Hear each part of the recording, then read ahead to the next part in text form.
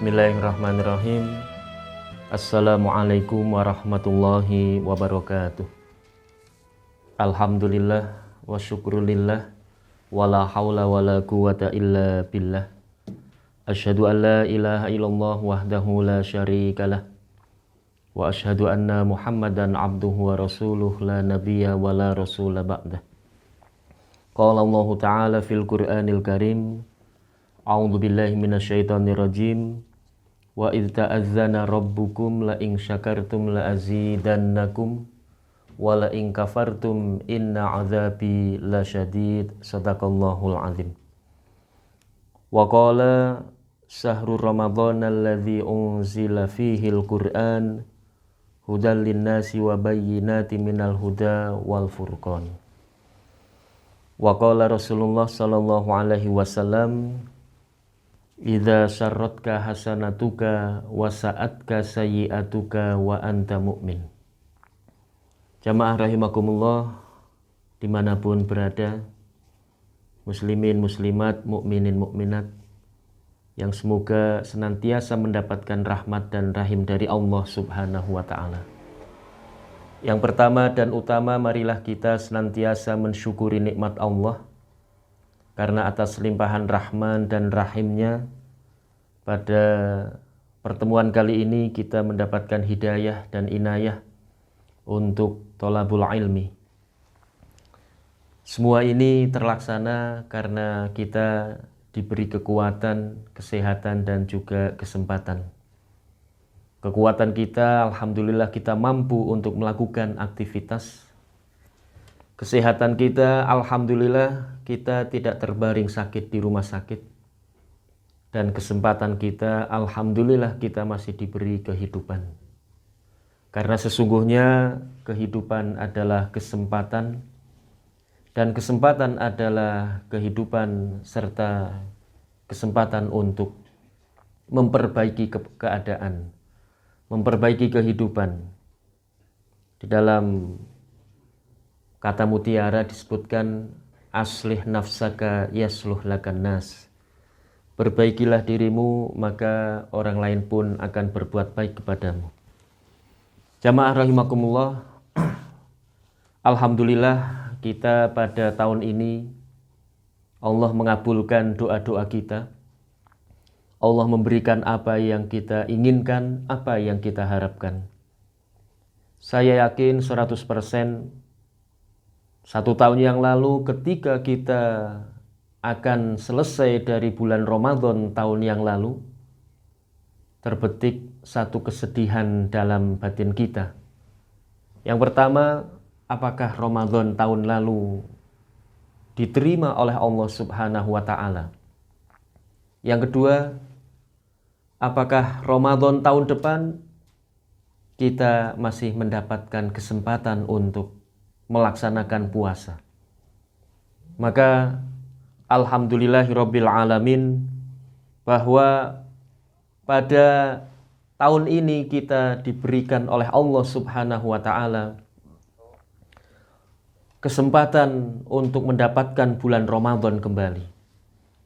Itu berarti keinginan kita tahun lalu, bahwa kita berdoa kepada Allah, meminta kepada Allah, memohon kepada Allah untuk balighna fi Ramadan, sampaikanlah kami kepada bulan Ramadan. Alhamdulillah kita sudah sampai di bulan Ramadan tahun ini. Maka jamaah rahimakumullah, kesyukuran adalah merupakan satu hal yang niscaya sebagai orang yang beriman. Dengan kesyukuran kita, insya Allah Allah akan semakin menambah kenikmatan-kenikmatannya. Di dalam Al-Quran Allah berfirman, a'udzubillahi minasyaitonirrajim, la in syakartum la azidannakum wa la in kafartum inna 'adzabi lasyadid. Kalau kalian mau bersyukur, terjemahannya kurang lebih, dan ingatlah ketika Tuhanmu berfirman, kalau kalian mau bersyukur atas nikmat-nikmatku, nikmat Allah, maka sungguh akan aku tambah kenikmatanku atas kalian. Tapi ketika kalian kufur atas nikmat-nikmatku, maka sungguh azab Allah amat sangat pedih. Jamaah rahimakumullah, Allah subhanahu wa ta'ala Maha Pengasih, Maha Penyayang terhadap hamba-hambanya. Allah Subhanahu wa ta'ala selalu ingin agar supaya hamba-hambanya berada di jalan yang benar. Allah Subhanahu wa ta'ala menginginkan supaya hamba-hambanya hidup dengan kebaikan dan nanti berakhir dari kehidupan juga dengan kebaikan. Maka dengan kasih sayang Allah kemudian Allah memberikan syariat agama kepada kita. Rasulullah Shallallahu Alaihi Wasallam menyampaikan dalam satu hadis, kullu mauludin yuladu alal fitrah. Setiap manusia dilahirkan dalam keadaan fitrah atau suci. Fa abawahu ayyuhawidani au yunasirani au yumajisani. Dan adapun kemudian kedua orang tuanya lah yang menjadikan dia seorang Yahudi atau seorang Nasrani atau seorang Majusi. Jamaah rahimakumullah, ketika kita lahir ke dunia ini dari rahim ibu kita atas kehendak Allah Subhanahu wa ta'ala, kita dalam keadaan suci, bersih, tanpa dosa. Maka kemudian kita bersosialisasi, kita menginjak balita, kemudian remaja, kemudian pemuda, dewasa, dan orang tua. Itu tentu saja kita memiliki banyak sekali dosa. Kalau seandainya seorang bayi meninggal dunia, itu pasti masuk surga. Di dalam hadis yang lain Rasulullah Shallallahu Alaihi Wasallam menyampaikan, "Idza mata walada abdin, qala Allahu limalaikatihi, qabadtum walada abdi." Ketika seorang anak meninggal dari orang tuanya, maka Allah Subhanahu wa ta'ala menyampaikan kepada malaikat, "Wahai malaikat, kamu telah mengambil nyawa seorang anak hambaku." Fayakulul malaikah na'am. Kemudian malaikat pun mengatakan iya. Kemudian Allah menyampaikan selanjutnya, qababtum samrota fuadi, fayaqulu na'am. Engkau telah mengambil buah hatinya. Engkau telah mengambil kesenangan hatinya. Karena seorang anak bagi orang tua adalah buah hati. Seorang anak bagi orang tua adalah sumber kasih sayangnya, sumber inspirasinya, sumber kehidupannya. Seorang anak bagi kedua orang tuanya adalah sumber kebahagiaan dan harapannya. Kelak nanti ketika orang tuanya sudah menjadi semakin tua dan anaknya kemudian menjadi dewasa, maka ada estafet perjalanan. Anaknya lah yang diharapkan untuk menyambung kehidupannya. Sehingga seorang anak bagi orang tua adalah merupakan satu kebahagiaan yang tiada taranya. Maka ketika seorang anak itu meninggal dunia dari orang tuanya, dalam keadaan sebelum balik, ada dialog antara Allah dengan malaikat. Setelah malaikat menyampaikan, iya ya Allah, aku telah mengambil buah hatinya dari mereka. Allah pun kemudian bertanya kepada malaikat, madza qala abdi? Fayaqulu hamidakallah fastarja'a. Apa yang dikatakan oleh hambaku ketika engkau atau ketika kamu wahai malaikat mengambil nyawanya dari mereka atau mengambil anak ini dari mereka?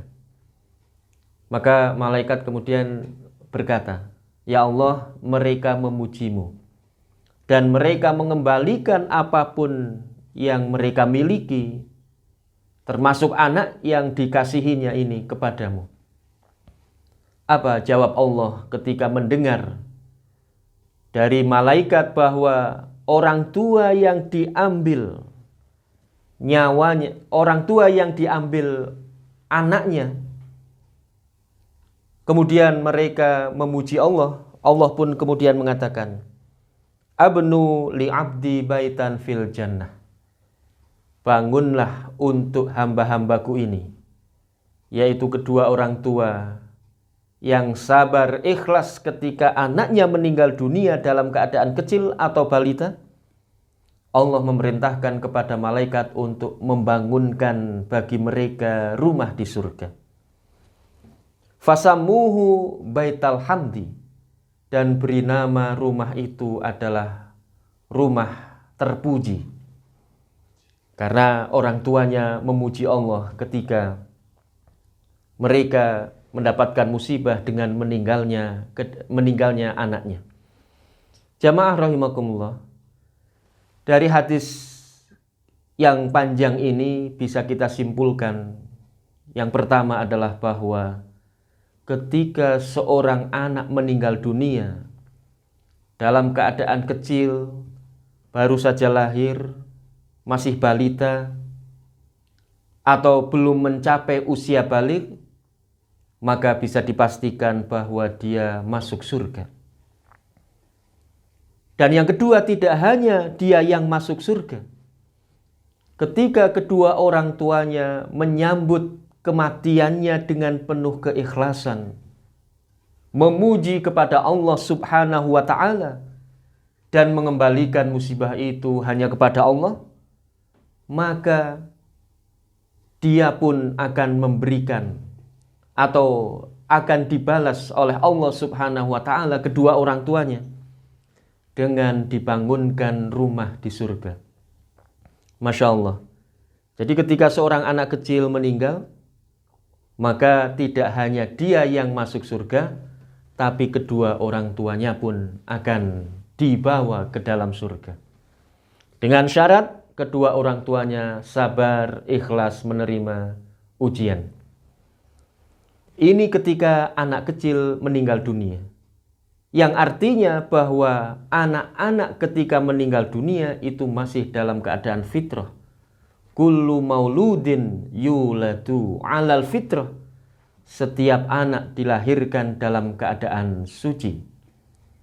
Jamaah rahimakumullah, kita sudah dewasa. Kita sudah mencapai usia baligh. Bahkan kita sudah mencapai usia tua. Ada yang mengatakan kita sudah mencapai usia senja. Karena kita bukan seseorang yang kecil lagi, bukan seseorang yang balita lagi. Kita tentu saja berinteraksi dengan masyarakat, berinteraksi dengan orang banyak, berhubungan, bersosialisasi, bekerja, mencari nafkah dengan tetangga, dengan orang banyak, dengan masyarakat, dan siapapun. Nah, disitulah kemudian ada satu dosa yang kita lakukan, atau ada beberapa kesalahan yang kita kerjakan. Rasulullah Shallallahu Alaihi Wasallam menyampaikan, likulli ibni Adam khotoun, bagi setiap anak manusia pasti punya kesalahan. Wa khairu khotoina at-tawwabin, dan sebaik-baik orang yang punya kesalahan adalah mereka yang mau bertobat. Maka jamaah rahimakumullah, Allah Subhanahu wa ta'ala dalam rangka menjaga kesucian kita, fitrah kita, manusia dilahirkan dalam keadaan suci, maka Allah Subhanahu wa ta'ala dengan kasih sayangnya menjaga kita semuanya dengan syariat agama. Syariat agama adalah diperlukan. Syariat agama diperintahkan, dianugerahkan oleh Allah Subhanahu wa ta'ala kepada kita untuk menjaga kita. Maka Allah kemudian mensyariatkan sholat, mensyariatkan puasa, mensyariatkan haji, agar supaya kita selalu dalam keadaan bersih dan suci. Di dalam hadis Rasulullah menyampaikan, as-shalawatul khams wal jum'ah ilal jum'ah wa ramadhan ila ramadhan mukafaratun ma bainahunna inijtaba'il kabair. Sholat 5 waktu, Jumat kepada Jumat, Ramadan kepada Ramadan, itu merupakan penghapus dosa-dosa kita ketika kita menghindari dosa-dosa yang besar. Jadi ketika kita sholat, sesungguhnya kita sedang melebur dosa kita. Kita sedang menghapus dosa kita. Antara sholat subuh umpamanya, kemudian kita melakukan dosa, pergi ke tempat kerja, berinteraksi dengan kolega, berinteraksi dengan saudara, berinteraksi dengan teman-teman, berinteraksi dengan manusia atau dengan orang lain di tempat kerja kita.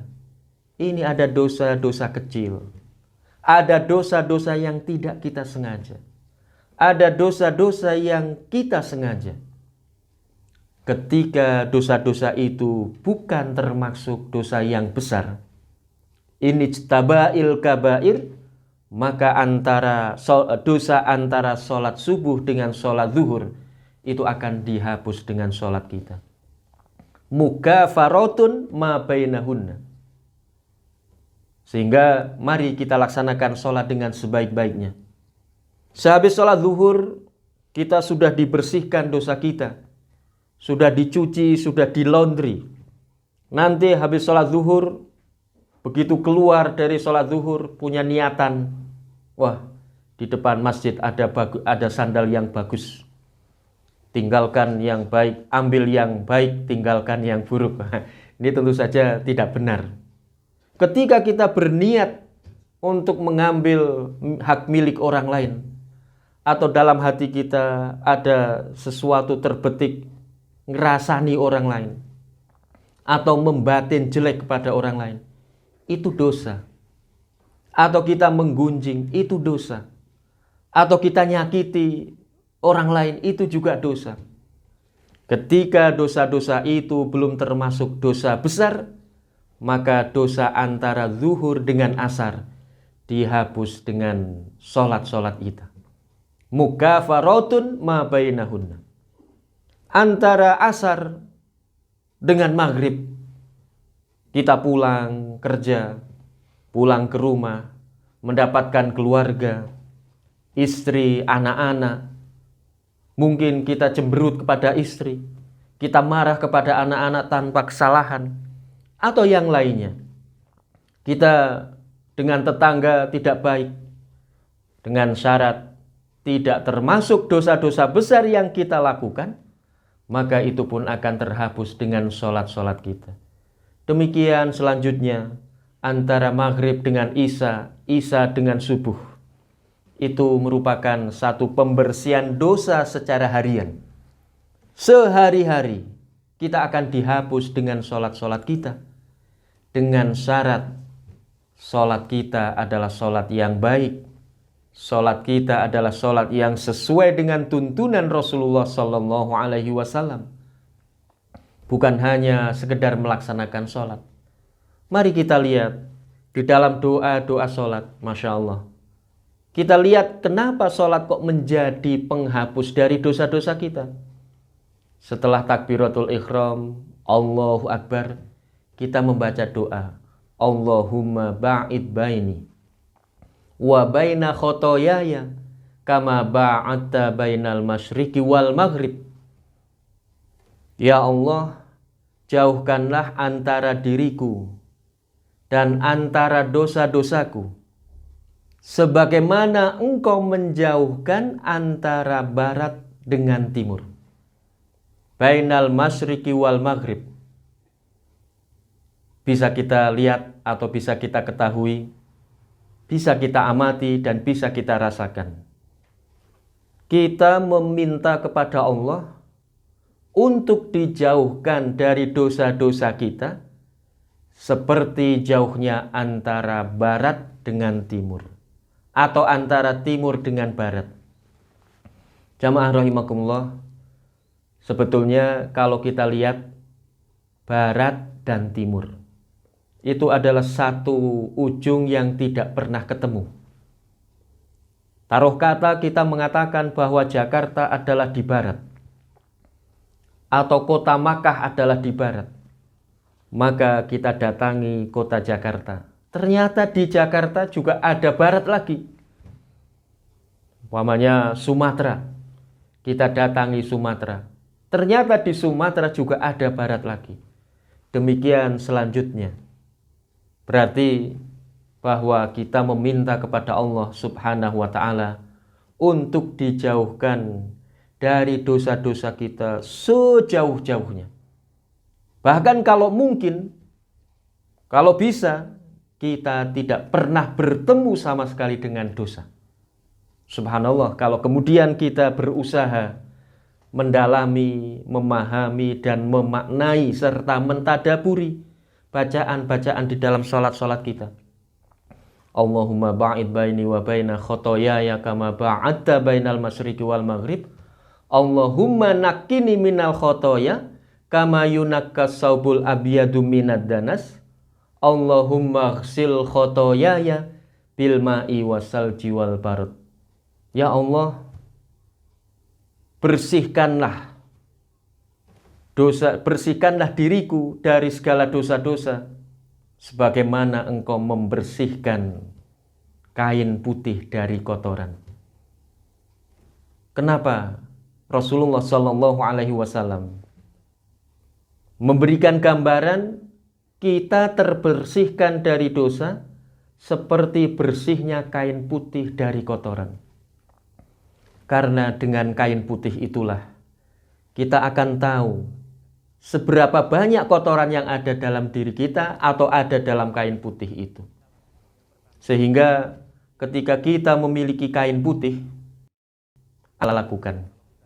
Atau ketika kita mengenakan kain putih, apa yang kita lakukan? Yang pertama, kita pasti akan sangat hati-hati.